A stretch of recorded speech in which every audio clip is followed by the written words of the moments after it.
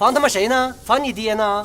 浩瀚无垠的宇宙中，漂亮国正背着地球上的其他国家，通过一颗基因球，偷偷摸摸地和外星人交换基因样本，以此抢占和外星文明建交的先机。漂亮国异常傲慢，认为只有他们才能够代表全人类，于是便优中选优，选取了一位智商180的健美先生的基因作为交换。漂亮国负责此次交换任务的是酷爱在社交平台发布自拍的安德鲁上校，而外星文明这边派出的则是一个叫奇卡的暴躁又自负的家伙。奇卡对于上司派自己来和这个低等星球接触十分不满，面对磨磨唧唧的安德鲁，他更是大为恼火。这时，一个高速运动的人造卫星迎面而来，来不及躲避的外星飞船被撞得七零八落，船里的奇卡也飞速坠向地球，最后砸进了游乐园的一间屋子。这动静吓了耿浩一跳。耿浩在一家游乐园里表演猴戏，父亲曾是有名的西南猴王，但随着猴戏逐渐没落，观众也越来越少，他也变成了别人嘴里一个臭耍猴的。老板嫌他赚的还没有许愿池多，决定将他的表演场地五指山改成火锅城。耿浩循着刚才的动静来到杂物间，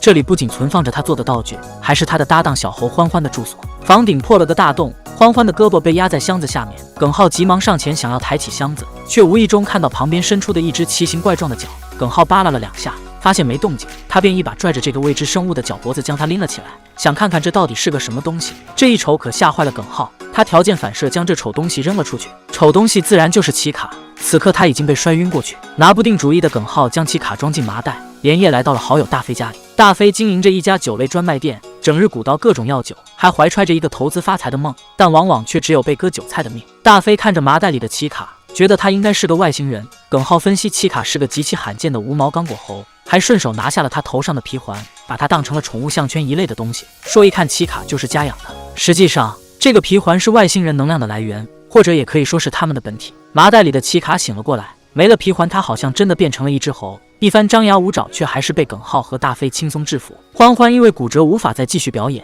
伤筋动骨100天。如果真的100天不演，耿浩的五指山就真的会变成火锅城。只要思想不滑坡，办法肯定比困难多。耿浩马上安排奇卡接了欢欢的班，开始训练他演猴戏。刚开始奇卡气性还很大，挨过鞭子后马上老实了起来。不管是骑自行车还是踩高跷都很配合，但他到底是智慧生物，总想趁耿浩不注意拿回皮环，一时半会没法得逞，便拍下一张照片传回自己的星球。此时收到照片的外星人鞭长莫及，便向漂亮国表明了寻找失踪奇卡的要求。精英特工约翰被授意完成这项任务。紧接着，漂亮国运用先进的大数据比对功能，发现照片中的建筑来自于里约。约翰一行人随即出发前往里约。这里不得不提到耿浩供职的游乐园。这个游乐园主打世界公园的主题，园内有来自世界各国标志性建筑的缩小版。因此，根据奇卡断断续续传来的照片，约翰一行人从巴西来到俄罗斯，又从俄罗斯跑到埃及，辗转于各个国家之间的约翰怀疑外星人就是来旅游的。不会能听懂我的了，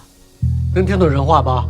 迟迟没有得到解救的奇卡苦不堪言，他穿越35000光年来到地球，却被迫学会了骑自行车、踢大步、金枪刺猴，甚至陪酒。大飞见识到耿浩的训练成果后，也啧啧称奇，觉得这猴子奇货可居，一定能卖个好价钱，便偷偷将他关在了自己店里。耿浩雄心勃勃地带着老板来参观奇卡时，却发现笼子里空空如也，不用想都知道是谁干的。耿浩气冲冲地来到大飞家，赶走了正在和他谈生意的老板，让大飞将奇卡交出来。两人争执间，奇卡溜出门外，爬上了一辆快递车。耿浩和大飞骑着自行车紧追不舍。奇卡觉得这样下去不是办法，便又跑回了大飞家。耿浩二人气喘吁吁地追了回去，并关上店门，准备抓住奇卡。奇卡捡起地上的皮环套在了头上，重新拿到力量的他翻身农奴把歌唱，从猴子变成了拥有主导地位的外星文明生物。耿浩和大飞这才意识到奇卡不是刚果猴子，是真真正正的外星人。两人的照片被奇卡传到了漂亮国，掉在湖里的飞船也被奇卡用能量搬到了游乐园，落到奇卡手里。大飞和耿浩只有任人拿捏的份，耿浩驯猴那一套用到了他自己身上，大飞则将自己阿谀奉承的功夫发挥得淋漓尽致，一口一个大哥陪着奇卡吃火锅喝酒。奇卡对地球上的白酒颇感兴趣，耿浩和大飞也实在是能屈能伸。席间，奇卡拿出基因球让耿浩嘬2口，没成想耿浩误会了他的意思，直接咽了下去。奇卡见状大怒，将耿浩头朝下脚朝上，在空中猛灌几下，想将他肚子里的基因球拿出来。两人被拴在一根铁链子上，大飞也没能幸免。眼看二人被勒得脸红脖子粗，当场就要毙命。奇卡肚子里的酒精起了作用，他吐了一地，随即昏睡过去。两人这才死里逃生。大飞一不做二不休，将奇卡泡进了药酒里。与此同时，约翰一行人也找到了游乐园。他看了看四周的世界大融合建筑，才确信原来奇卡一直就在这里。叫醒睡在地上的耿浩和大飞，约翰逼问二人奇卡的下落。却没发现奇卡其实就在他身边的酒罐子里，酒水浑浊且搭配着各种乌龟、王八等辅料。约翰看了一眼，没发现异常，还顺手拿起杯子接了一杯外星人泡酒。约翰的下属在院子里四处搜查，发现了奇卡的飞船。这下耿浩和大飞如何也抵赖不掉了。看到躲在房顶的欢欢，耿浩急中生智，趁约翰几人不注意时，剃光欢欢的毛，给他戴上皮环，套上奇卡的宇航服。就这样，猴子外星人在耿浩的示意下跑进了飞船。被唬住的约翰一行人用卡车拉着飞船来到漂亮国大使馆，还一并带走了耿浩和大飞。一群漂亮国精英和高层人士观察着飞船。约翰问耿浩，奇卡怎么才能从飞船出来？活人不能被尿憋死。耿浩决定继续将这出猴子建交演下去。他把自己吃下去的那颗基因球拉了出来，然后表示自己有办法让奇卡出来。接着在漂亮国的授意下，耿浩穿着防护服接近了飞船，然后像平时演出一样叫出了欢欢，再假借握手拿出基因球，谎称是奇卡给的。漂亮国这边，约翰自告奋勇完成接下来的仪式。他拿过耿浩手里的基因球，在安德鲁上校的示意下，将它放进嘴里嘬了个遍，然后恭恭敬敬地交给欢欢。耿浩看得直犯恶心。放我地球者，岁月必读。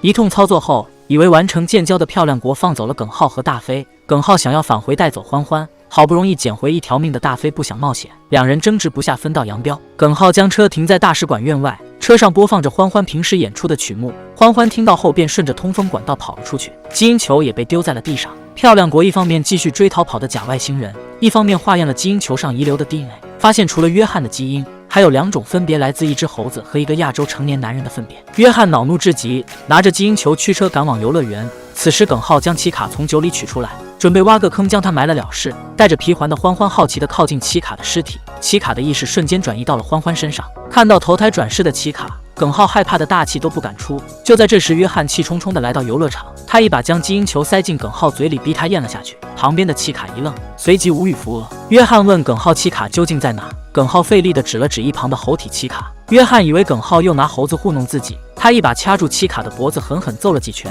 奇卡彻底恼了，自己这一遭又是被人当猴训，又是挨打，还被泡在酒里。怒火中烧的他将约翰狠狠扔出，然后发誓要清除这个垃圾文明。随即一出人猴大战上演，面对约翰的热武器，奇卡丝毫不惧，他闪身跳到了耿浩车后，然后用铁棍挑起车子砸向约翰。约翰腿部受伤倒在地上。奇卡嘲讽地球人是低端物种，然后将自己的飞船从大使馆转移到太空，准备彻底毁灭地球。耿浩见状问奇卡，一个小矬子到底想干嘛？也不看看这是哪儿，这里是中国。然后他坐上车，一脚油门朝奇卡开去。奇卡用铁棍抵住车子，耿浩连人带车被甩了出去，随后重重摔在地上。好在车身够硬，耿浩没受什么伤。他捡起演出的铜锣砸向奇卡，锣声让欢欢一下子夺回了身体的控制权。他条件反射地扔下棍子敬了个礼。耿浩发现这个 bug 之后，找到了应对之策。大飞也赶了回来，一旁的约翰捡起了地上的铜锣，三人拿着驯猴3件套追着奇卡。欢欢体内的猴子灵魂和外星人意识不断切换，奇卡抓住清醒的瞬间堵住自己的耳朵，再发功将3人扔了出去，然后气急败坏地将自己学来的脏话全飙了出来。